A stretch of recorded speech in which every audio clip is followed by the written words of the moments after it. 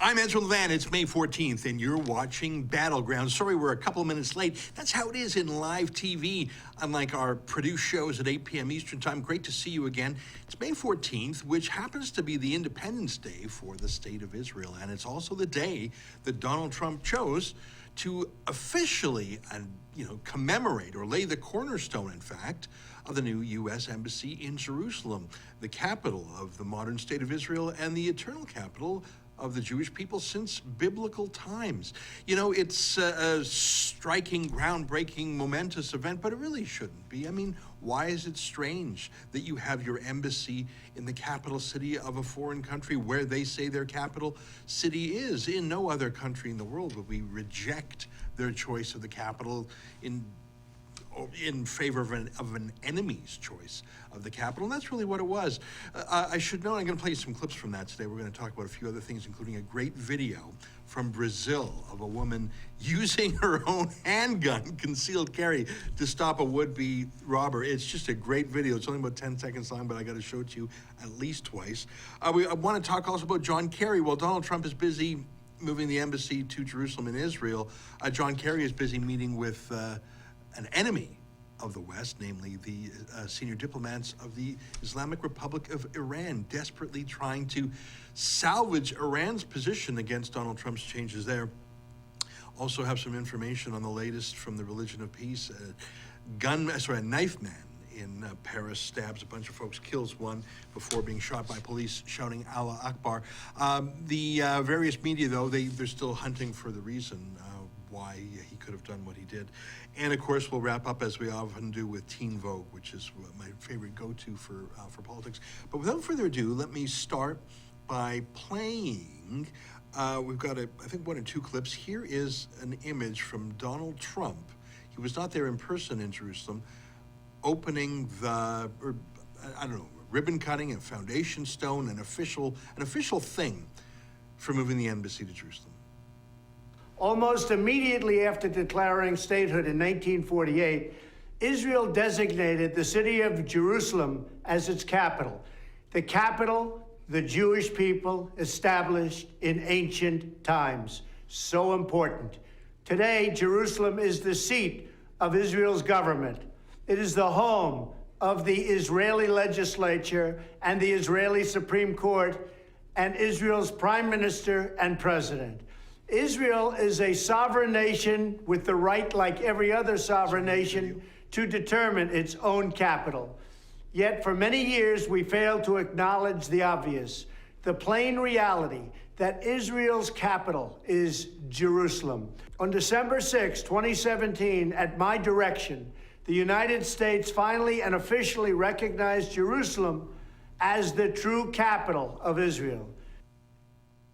Pretty obvious. I mean, you put your embassy where the other country's capital is, as Trump most matter-of-factly said. That's where the legislature is, the Knesset, that's where the Supreme Court is, that's where the Prime Minister and President is. I should say, while this is regarded as a breakthrough, and I suppose it is, presidents going back decades have all promised that they would do this too, including, I should mention, Barack Hussein Obama. He promised to move the embassy. It's sort of a tradition when you're in fundraising and campaigning mode, promise to move your embassy. It goes over well with Jewish donors and with the Christian Zionists and allies of Israel who are neither Jewish nor Zionist Christians.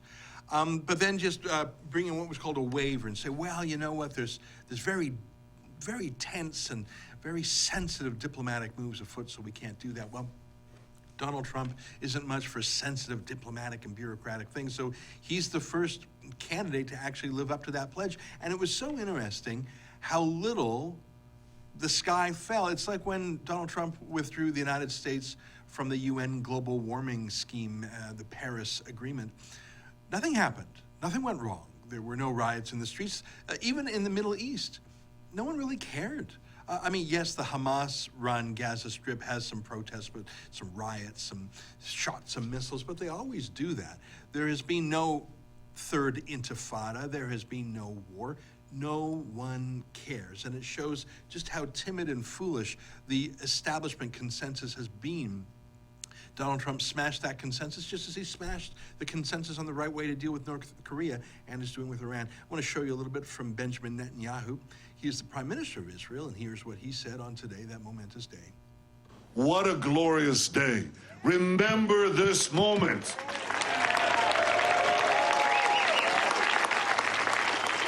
This is history. President Trump, by recognizing history, you have made history.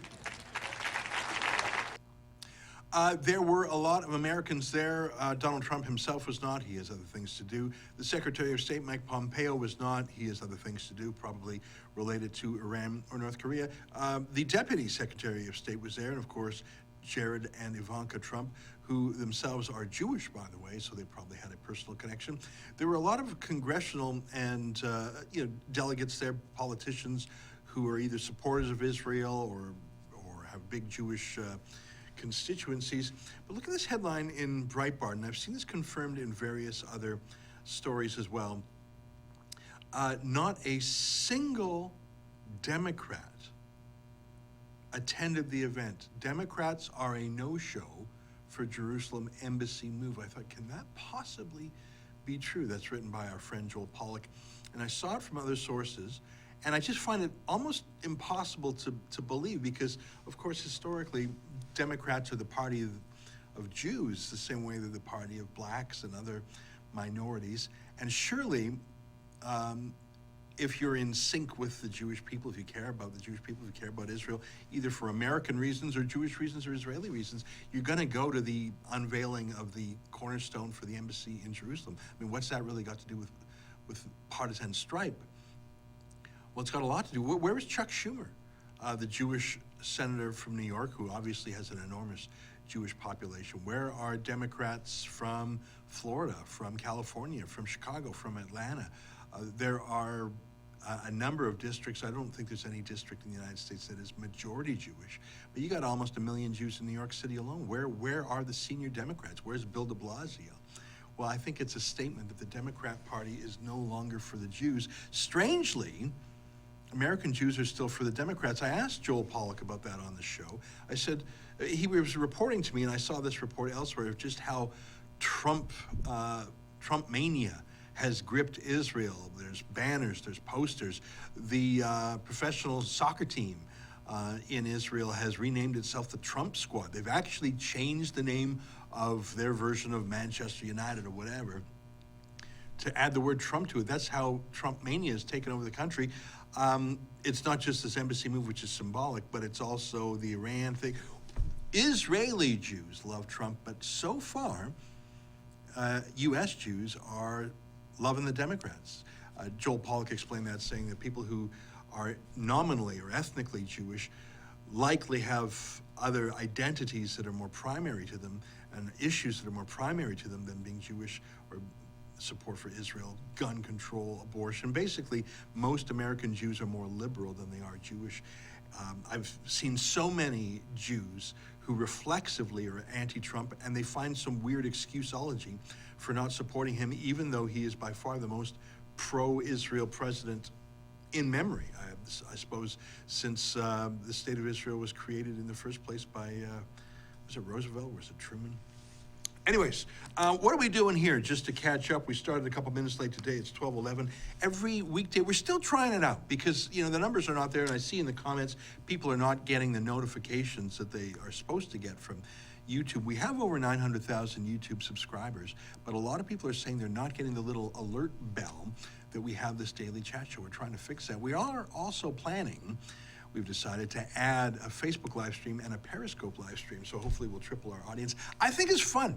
I like sitting down here for an hour and kibitzing and taking some comments and running some clips without a lot of preparation. It's loosey-goosey. It's just a fun hour from 12 to 1 Eastern, and then I do my proper show at 8 p.m.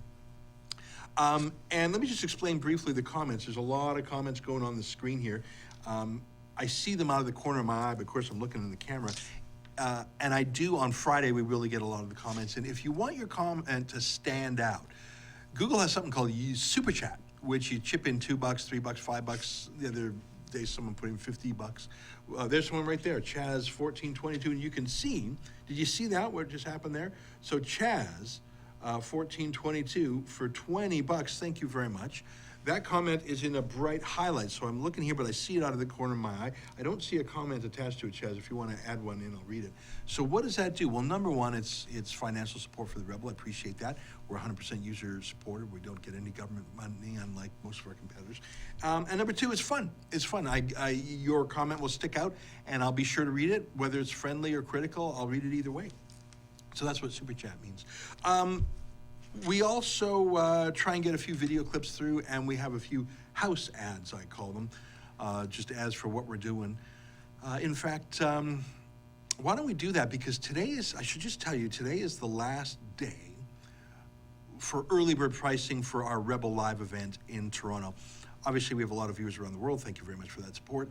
We're headquartered here in Toronto, Canada.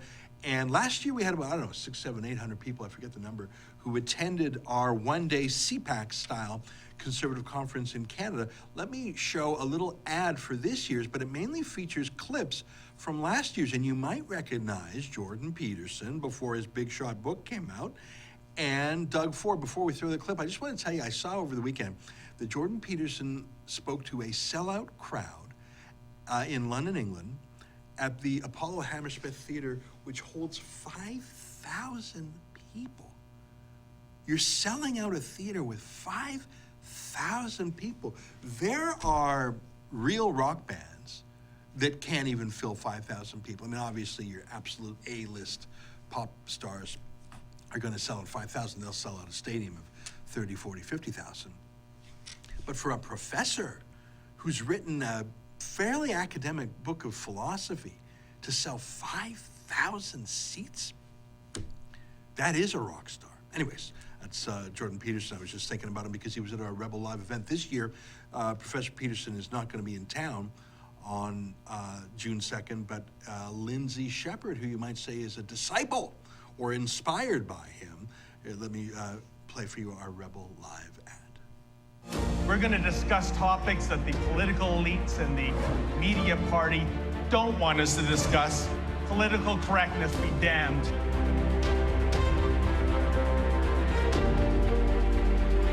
Passion isn't enough of a principle to guide the world by. Perhaps we are in better touch with the pulse of the country. We are in this fight with you, and you're all in this fight together.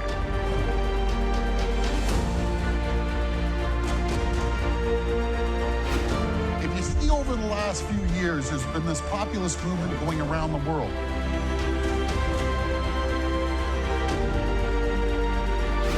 That's the status of the left at this point, is I don't know if you're The Onion or the New York Times. Postmodernism is a sophisticated philosophy. Now, it's wrong, but it's deeply wrong. We're simply people with another point of view.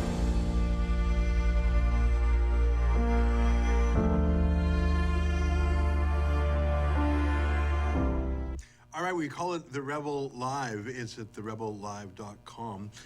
You can go there for ticket information. My point is today is the last day for those early bird prices. I just want to say I see that Chaz 1422 has put up his comment, which is the Jews who are Democrats cannot be seen supporting borders in Israel because it will appear hypocritical for their condemnation of our own borders.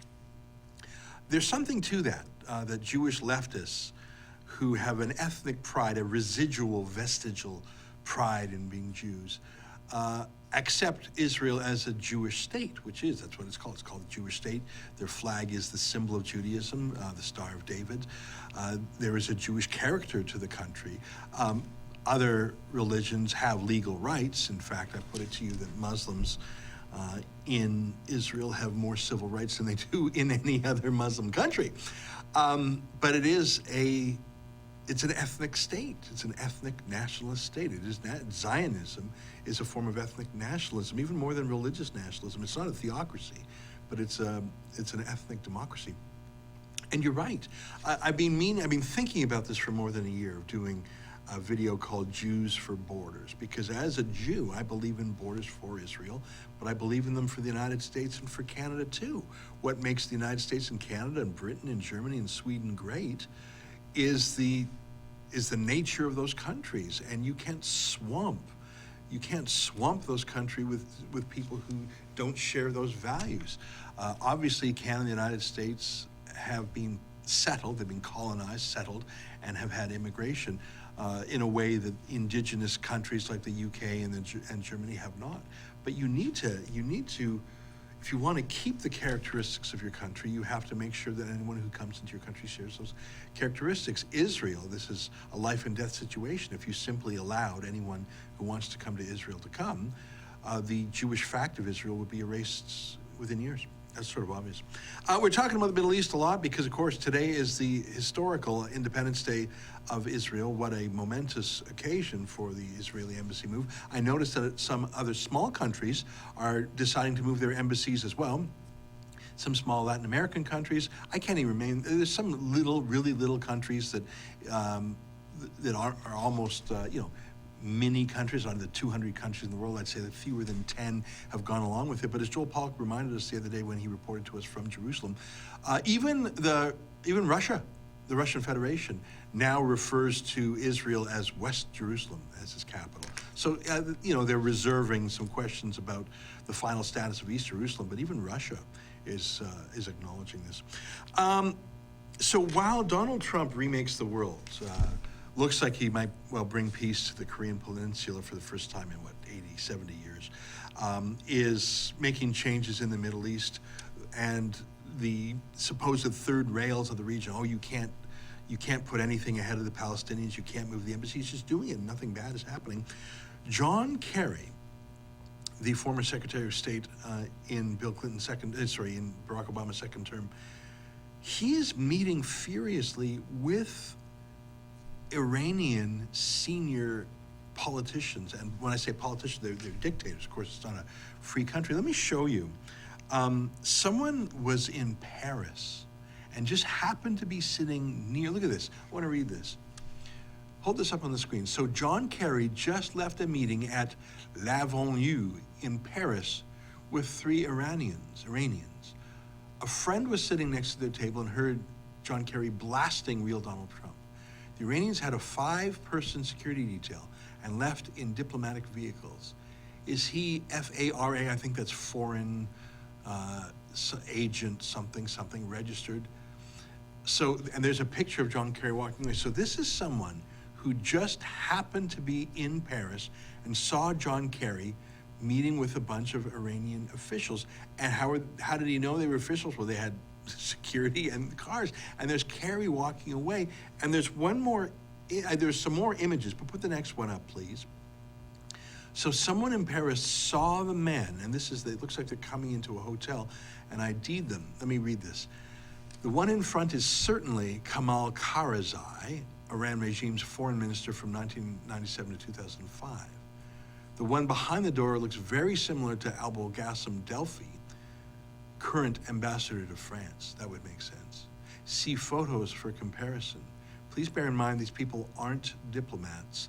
They're diplomat terrorists. Okay, that last point is certainly a strong opinion, but there's some truth to it. I don't think these individual men themselves would be pulling the trigger or the detonator on a bomb. But of course, Iran is the world's largest state sponsor of terrorism.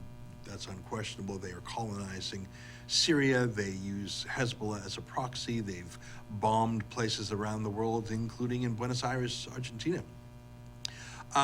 That's a given. I mean, it's given that anyone who is negotiating with Iran now in unauthorized negotiations in Paris in 2018 or authorized negotiations during the entire Obama regime under Kerry and Hillary Clinton before him, of course they were dealing with a terrorist state. What's interesting today is not that Iran's a terrorist state, we know that. What's interesting is that even as Donald Trump has changed course on Iran, has said he's pulling out of Obama's deal with Iran, as he's moving to bring sanctions back, that John Kerry is actively undermining U.S. foreign policy and literally meeting with the enemy in a rogue manner. Now, that's actually subject to a U.S. law called the Logan Act. We had John Cardillo talk about that with us last week, and he did a special its own show about it. My point is, imagine if the shoe was on the other foot. Well, you don't need to imagine when General Flynn, part of Donald Trump's transition team, simply made a phone call to the Russians saying, hey, we're going to be taking office soon, just want to introduce myself, don't make any sudden moves, we'll talk to you when we're fit. That spurred this whole Mueller inquisition because of a legitimate phone call made in the authorized part of Donald Trump's transition campaign. Whereas here you have John Kerry deliberately being contrary to America's interests with legal impunity. But of course, he's a Democrat. All right, it is 12:23. I'm going to take another comment or two, but I do have 3 more things I want to show you, including a great video taken from security cameras in Brazil. Let's just look at some of the comments. Spencer J. Ezra heard a terrorist was found not guilty in Toronto because of mental illness attack on a recruitment center. Yeah, I saw that too. And it could be true. It could be true. Look, I'm not a medical doctor. I'm not a psychiatrist. I have not examined that terrorist myself. But I have no doubt that there is mental illness. But it's not just mental illness. It's mental illness combined with jihad. Because if of course, he walked into a Canadian military recruitment center looking to kill. So maybe it was mental illness that took away any self-control, but it was jihad that gave him the battle plan. So I think we ought to be careful about simply labeling any jihadist attack crazy because only a crazy person would do it. That's sort of like the Soviet idea that, no, we don't have any crime, we just have people who are mentally ill. Well, how do you say that? Well, because to commit a crime, you've got to be crazy, so therefore you are mentally ill. We don't want to get into a circular reasoning where, wow, this attack is so crazy, they must be crazy because only a crazy person doesn't attack because that was our premise. So it's a circular reasoning. He may have been mentally ill, but I don't think we should use that as a catch-all because I think that helps us avoid, that's an excuse to avoid the pathology of the jihadist movement itself. Speaking of terrorists, unfortunately, there was a terrorist attack again in Paris. Hundreds of Frenchmen have been killed in the last 5 years, not just in the Bataclan shootings, but one of the most horrific attacks was an ISIS terrorist who got behind the wheel of a very large truck in Nice, France, on their Independence Day, the Bastille Day. And all the roads were shut down because it was like everyone was gathered along the roads for this celebration. So everyone was lined up perfectly. It's a couple of years ago. And this terrorist got behind the wheel of a truck, and not just like a little pickup truck or a half-ton, but almost like a semi-truck, like a truck with a lot of power and momentum. And he barreled down for miles. And he murdered more than 80 people and injured more than 400. So he murdered or wounded close to 500 people with his truck before he was finally stopped, because he was just barreling down this road. It was like a bowling ball knocking down pin after pin after pin, but a bowling ball with an enormous diesel engine in it. 500 people killed or wounded in one incident. That's like taking out an airliner. So yeah, another attack. I think we have some video on that. Do we have video or just the article? Just the article. Here we have it. Here, Paris attack, knife man kills one before being shot by police. Let me read a little bit. A knife man has killed one person and wounded 4 in a suspected terror attack in central Paris, French officials say. The attacker was then shot dead by police. In the Opera district, witnesses say they heard him shout, Allah Akbar. So-called Islamic State later said one of its soldiers had carried out the attack on Saturday evening. Well, what's so interesting here, I think this is BBC, that they actually use the word terror because, like our own state broadcaster in Canada, they typically don't say that word. I guess this hasn't been through the editor yet. What's so frustrating about this and so typical is that they knew about this guy. They knew about him in advance. I've shown you headlines before from the UK that say 23,000 jihadists are walking around the UK on a watch list. You can't watch 23,000 people. And I think it was 3,000 or 7,000 to be watched around the clock. You know how You know how many police it takes to watch someone around the clock? It takes dozens, because you've got, what, 3 shifts a day, and you have to have managers and track them. Like, it takes dozens of cops to watch one person around the clock. And why are they doing that? Watching and then watch them do the attack? Yeah, we were watching them. Well, we don't need a watch list, we need a stop list. And let me show you this story. Maybe this headline, this is about this suspect. France defends anti-terrorism strategy after attack by man on watch list.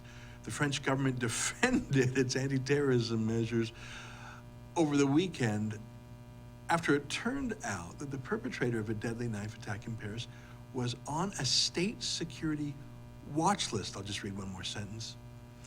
Government spokesman Benjamin something said the man, a naturalized French citizen who was born in Chechnya, had been on the watch list since 2016. Okay, well, Chechnya is pretty much about as terroristy a place as it gets. First of all, what's he doing in the UK, in France? There's no connection to France. I mean, I understand why some Muslim migrants would come from Morocco, Algeria, Tunisia. These were French colonies. They actually speak French there, and France made them part of the French Empire. So I can at least understand a historical, geographic, and linguistic connection. But why are you bringing in someone from Chechnya? You know where Chechnya is? It's in the bowels of Russia. It's also one of the worst places in the world. I mean, Grozny and the Islamic character of the civil war there, it's as horrific as anything in Syria. Why was he in France to begin with? And second of all, if he's on your watch list for 2 years, why? Why? Well, what did he do to put him on that watch list? And why wasn't that enough to kick him out? This is where we're going in North America, by the way. All right, let's take a quick look at the clock. It's 12:29. I started a minute late today. Sorry about that. I want to play for you our second ad. Oh, I've got some good news. Do we have that second ad for the SaveTheChristians.com? Let's play it anyways. Take a look at this, and then I got some news for you. Take a look.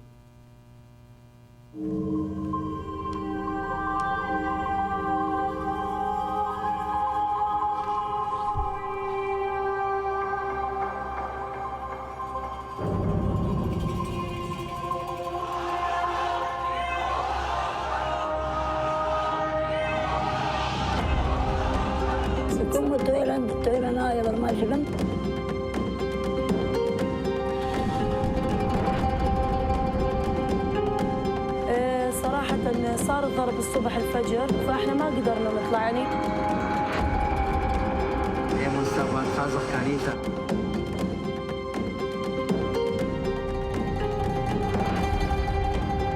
يعني قالوا تأسلمون يخشون الإسلام.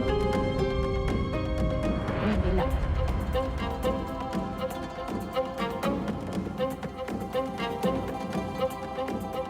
بيشن بابو ألا أول راح منه.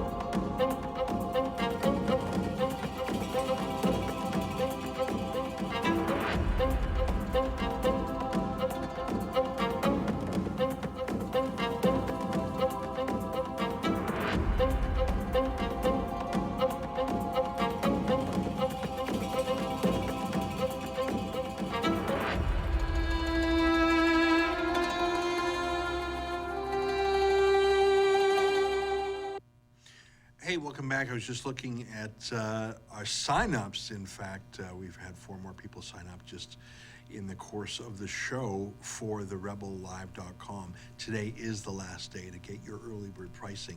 It's going to be great. So I was talking about the last ad. We have these house ads. I hope you don't mind the fact that we play them every day. Here's my news about the SaveTheChristians.com. It is now available on DVD and video on demand. So you can rent it online for, I think it's $6 or $7, or you can pre-order the DVDs and we'll ship them to you if you're old school that way. That is our first Rebel documentary, and we made it after visiting Iraq, northern Iraq, the region called Kurdistan, which is where the Christians in Iraq fled, because it's pretty rough to be a Christian over there. Lots of interviews with actual Christian victims of ISIS ethnic cleansing. It's terrifying. The video we had, of course, the premieres in Toronto and Calgary, and I'm delighted that it is now available everywhere. I see a super chat from Mark B for $2. Thanks for that. So yeah, that was an important thing we did, I think, to shine a light of scrutiny on the treatment of Christians in Iraq. I think it's probably the most underreported story in the Western media right now. I think it's very depressing. Listen, the Jews are being pushed around and kicked around, and that's why having a Jewish state of Israel is important. It's sort of a place where they're a majority and they have their own army and they can defend themselves and they're not at the mercy of being a minority perpetually in other people's countries. The Kurds have no such luck. They are a majority in Kurdistan, but that's part of Iraq. But the Christians in Iraq are the worst off of all, because other than little pinprick-sized towns and villages in Iraq that are 100% Christian, there's no such thing as a multicultural or multi-ethnic town in northern Iraq. There's a Christian town and a Muslim town. I suppose they could have one town where you have a Christian half and a Muslim half, but it's not like in North America where on the same street you could have 5 religions, 5 races, 5 ethnicities. It's not that way. It's just not that way in Iraq. And my point is, you go to these little Christian enclaves, some of which are over 1,000 years old. I mean, these folks, they still pray in Aramaic, the ancient language of Jesus. These are ancient Christians. But there's just, what, maybe a couple 100,000 left in all of Iraq. So there's no contiguous area. So every single place they are, they're a perpetual minority always. And yes, sometimes it's less brutal than others, but it's always brutal. I think I might have told you this story before when we visited the Christian town of Batnaya, or Teleskov. We visited a lot, Karakosh, Batnaya, Teleskov. We visited a lot of these little Christian towns. The one we were in July last year had been liberated from ISIS, but it had not been repopulated by Christians yet. So we were there in July when it was liberated. We were the only Western journalists in there. We were the only people at all in the town. We had to go in with security. In October, that same Christian town that was liberated was reconquered, this time by an Iran-backed Muslim militia called Hashd al-Shabi. And that goes to my point.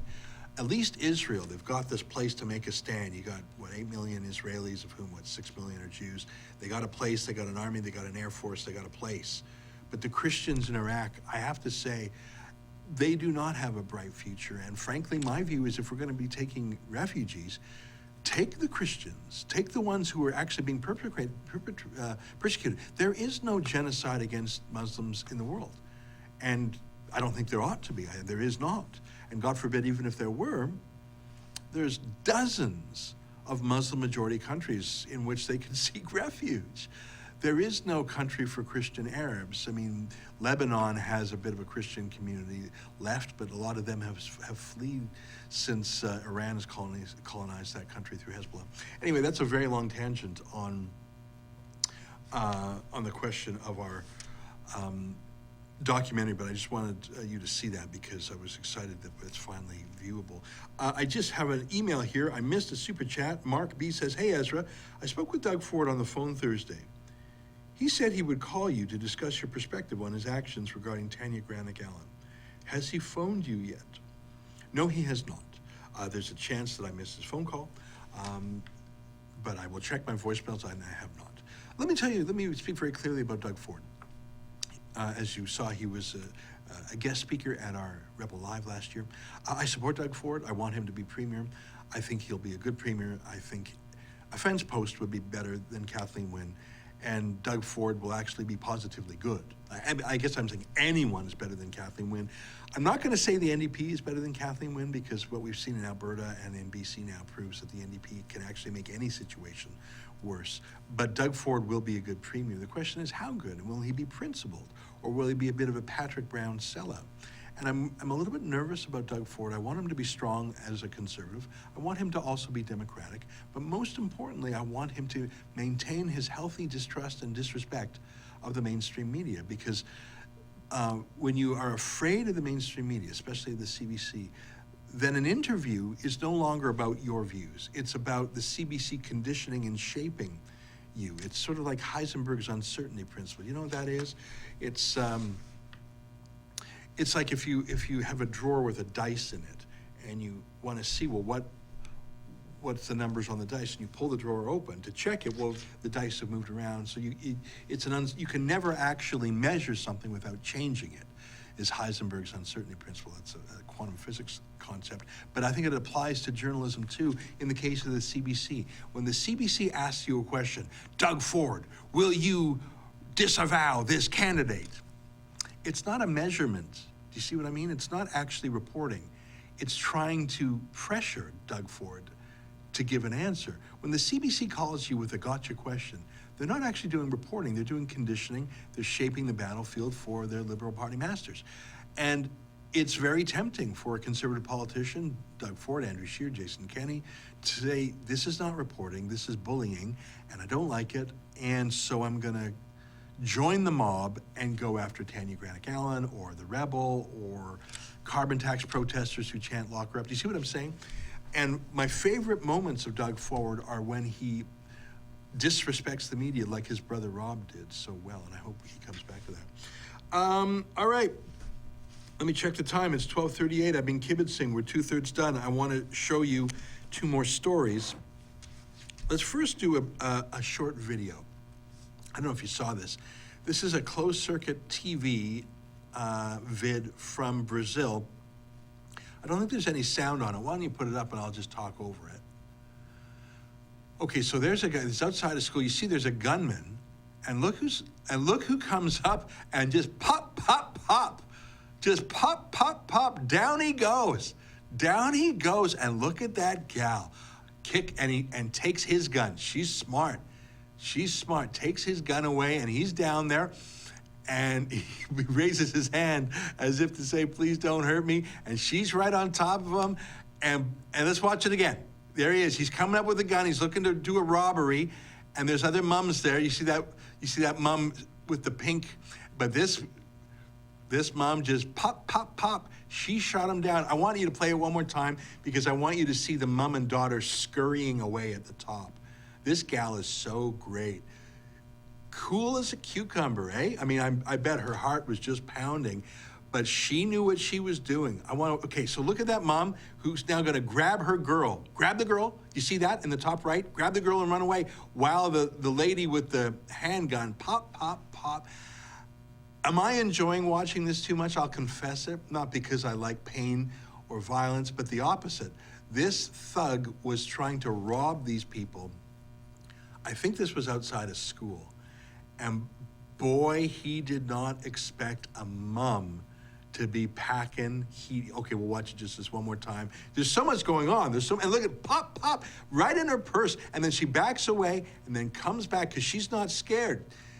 And you see the gun there, and then she goes away, kicks it away. Yeah, she kicks it away.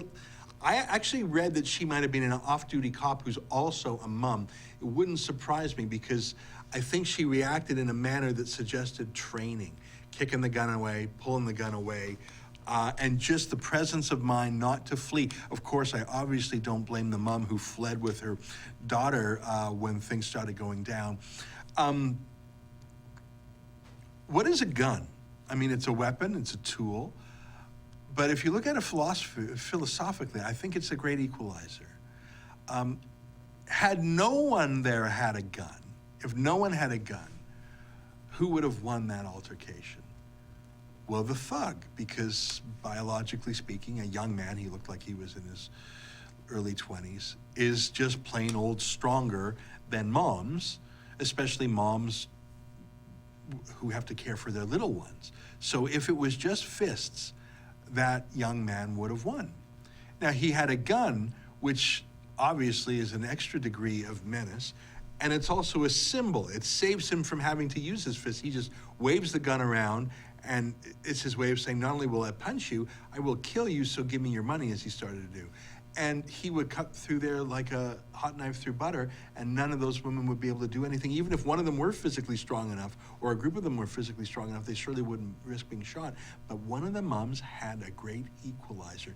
She didn't look like she was as tall as him. She didn't look like she was as strong as him, but she had that gun on her. I think it was in her bag, her purse, and that was the great equalizer.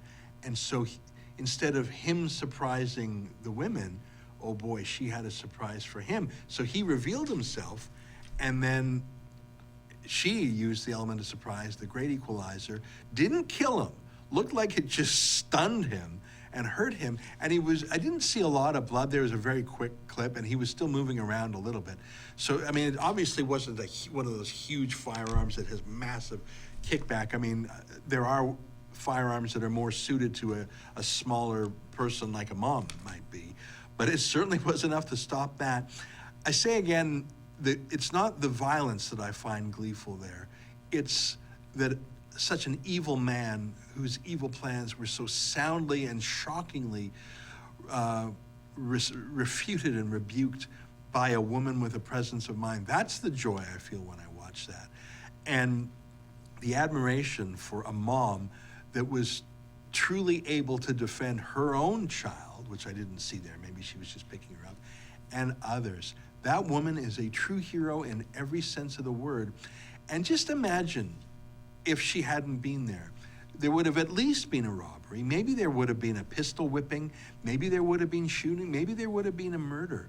Maybe there would, I mean, it looked like he was just an opportunistic smash and grab type thief. But how many times across the world does a law-abiding gun owner with a concealed gun stop a mass shooting? And I can understand by definition, if you stop a mass shooting before it gets to the mass part of the shooting, by definition, that's gonna be not as newsworthy as a mass shooting that goes to term. And as our friend Dr. John Lott always tells us, mass shootings always end with a second gun, either when a cop finally arrives with a second gun, or a private citizen, or if the shooter takes his own life. But the longer it takes for that second gun to arrive, the longer the carnage.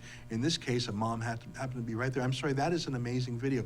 Not because I'm happy to see anyone get shot, but rather I'm happy that an evil man was surprised by the great equalizer that is a firearm. Let me ask you, if no one there had a firearm, of course the strongest bully would succeed. Or if that woman had not been allowed to carry a firearm, and I presume that she had lawful right to use it, but if she had not, and if she didn't, as they say, when you outlaw guns, only outlaws have guns. I thought that was an inspiring video. And yeah, we showed it to you 4 times, but I think that's about right. I'm gonna take a quick peek. It's 12:44, I only have 15 minutes left. I have one more little thing I wanna tell you about. It was Teen Vogue, which is my go-to for political ideology, but let's read a few more comments there. Jason Montgomery says, we can't defend ourselves in Canada at all. It's illegal to hurt the guy who is robbing you. How screwed up is that? Well, not just that. Not just is concealed carry almost impossible to get in Canada, and security guards in Canada are almost always unarmed. But yeah, if you do actually defend yourself, you will find yourself facing charges invariably. Keith McIntosh says, Mark Stein and his battle with CRTV comments, possible of a Gavin return now. What about Stein's comments? Read the difficulties of the paywall model. I haven't read Mark Stein's comments on the difficulties of a paywall model, but I can imagine that they're difficult. We live with that every day here.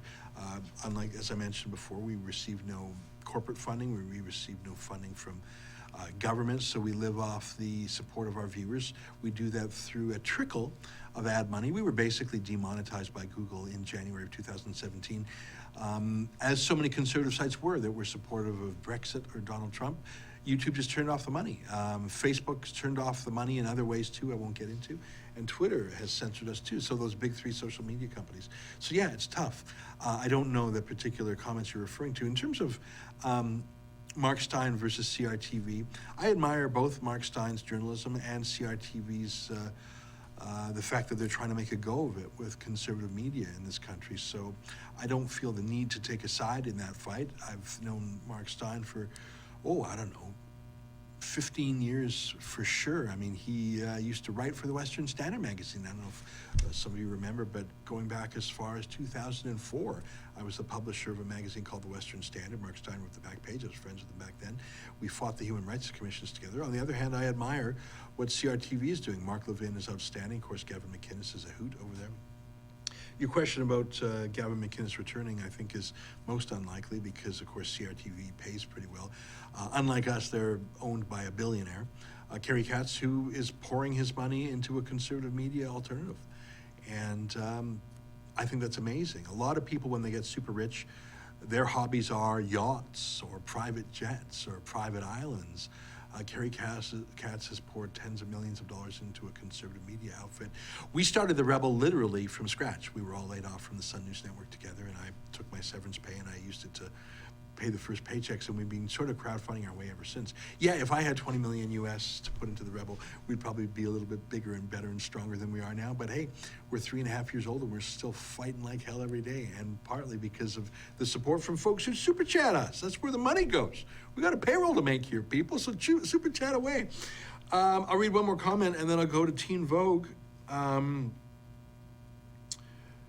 Let me find one here. The sharpened pen: murder rate higher in London than in New York City for the first time ever, with strict gun control. Who knew you could kill people with knives too?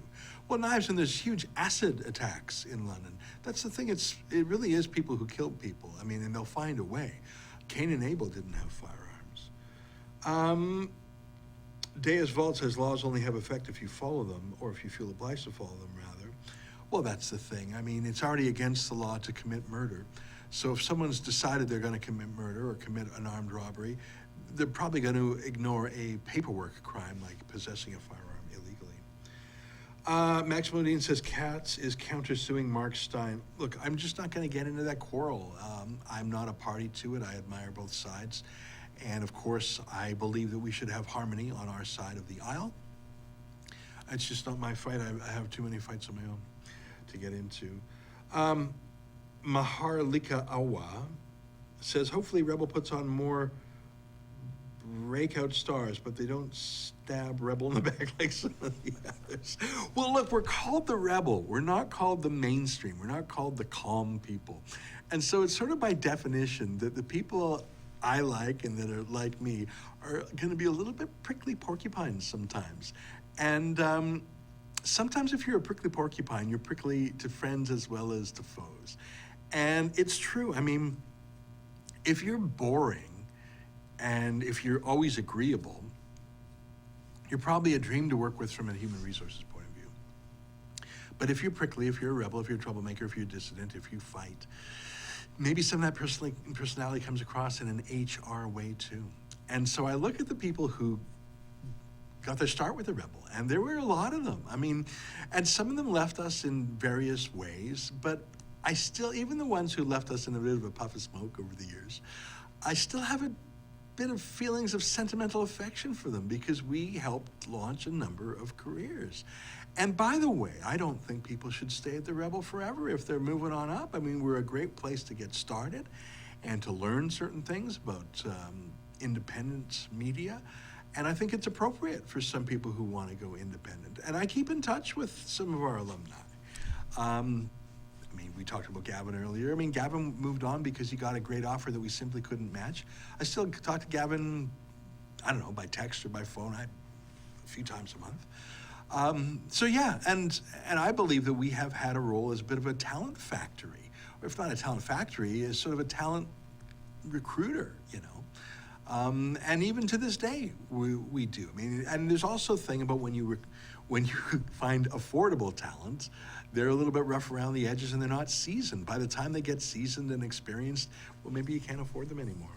Anyways, don't mind me. It's part of the fun of being a startup entrepreneur with not a lot of dough.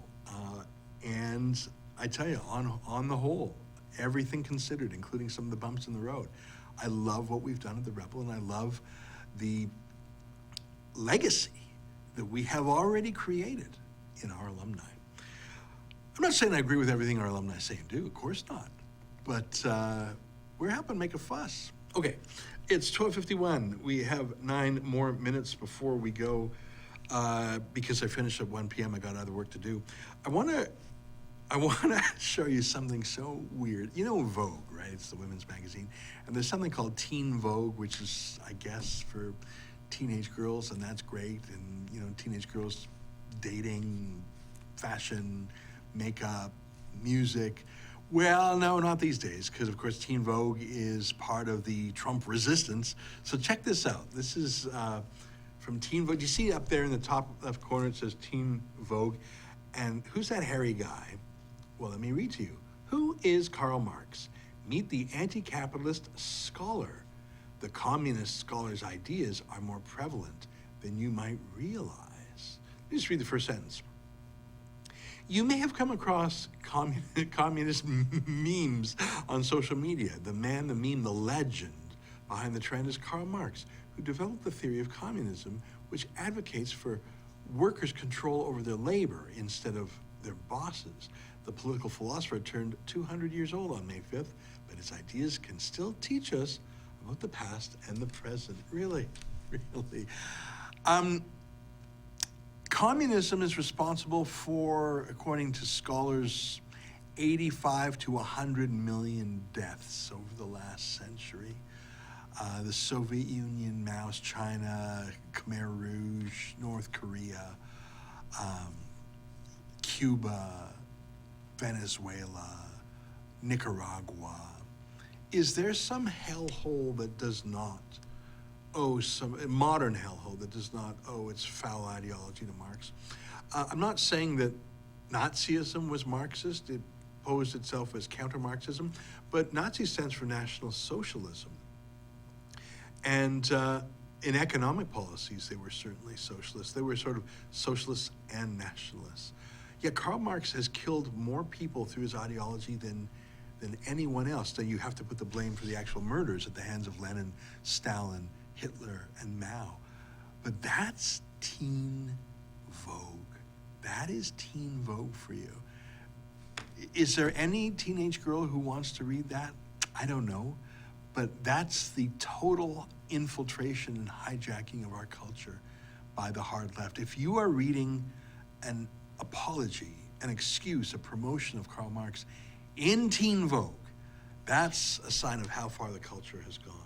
I see a $20 super chat from Allie Clark. Allie, thanks very much. I remember you made some super chats last week too. It's very generous of you. Allie wrote, keep up the great work, Rebel, a great voice for conservatives. Well, thank you. I mean, I believe we're ideological conservatives. You put conservatives in a capital C, which may refer to the political party. Of course, we support conservative political parties, Doug Ford, Jason Kenney, Andrew Scheer. We want them to beat their liberal and socialist rivals. But I believe we have a special duty to be good faith critics. And what do I mean by that? Those political parties I just listed have their enemies who are bad faith critics, gotcha critics, who turn molehills into mountains, who are unfair and have double standards. What they excoriate a conservative for, they praise or ignore in a liberal. I'm talking about good faith criticisms from the right. Because if you're trying to steer straight, if you're a conservative politician, but 100 other media are pulling you this way, the best you can do is stay on course, but any movement is always going to be that way if all the vacuum, if all the suction is this way. But if you have one or many media to your right pulling you this way, it counteracts the pull that way, and you fly straight. And so any conservative media would say, oh, the Rebel, they're a hassle, Doug Ford, Andrew Scheer, Jason Kenney, whoever says, oh, the Rebel, I wish they'd just stop criticizing from the right, or they're our embarrassing cousins because they're so right-wing. Well, look, do you think it's easier to be a politician if you are the most right-wing thing around? No. I mean, just rhetorically and, in terms of positioning politically, if you have someone to your right, then you can say, well, I'm moderate. If you have no one to your right, the same position is no longer moderate, is it? So I agree with you that I think we have an important role to play. But of course, our main role is not determined by reference to political parties. It's determined by reference to our viewers. And if we give them the news and opinions they want. It's 12:56. I'm going to read a few more comments and then we'll finish up today. Just a reminder of what we're doing here. We're going to add Facebook and Twitter Periscope soon. Every day from 12 noon till 1 Eastern, I come on, I kibitz, show some video clips, read some headlines. Friday, we generally take more comments. For those who want to chip in, you can get your comment put in highlighted ink like Allie Clark just did, or you can have them amongst the rest and I try and skim them. Let me do that for the remaining 4 minutes. Alex Chappie says, I went to Starbucks and asked for copy reparation and the clerk laughed. WTF. Well, Starbucks, because they're such social justice warriors to the world, they've sort of ensnared themselves, haven't they? Because some people complained that they weren't allowed to use Starbucks bathroom because they weren't paying customers, and that was racist. Starbucks has now announced that all of their bathrooms are now public bathrooms for the public. So you got your free Wi-Fi and your free bathrooms. Gee, what could go wrong, eh? The sharpened pen, $20. Thank you very much. I'll keep my eye peeled if I see a comment associated with your super chat. Thanks. But I think most people will not abuse Starbucks bathroom privileges. Most people will sort of be grateful for it, and who knows, maybe someone going into a Starbucks to use the bathroom will feel some sort of moral obligation to buy something when they're in there. But of course, all it takes is one hobo who says, yeah, free bathroom. I'm gonna use that for a whole bunch of things. And how can they be kicked out now? Because the CEO himself, such a leftist poser, has said, free bathrooms, free Wi-Fi.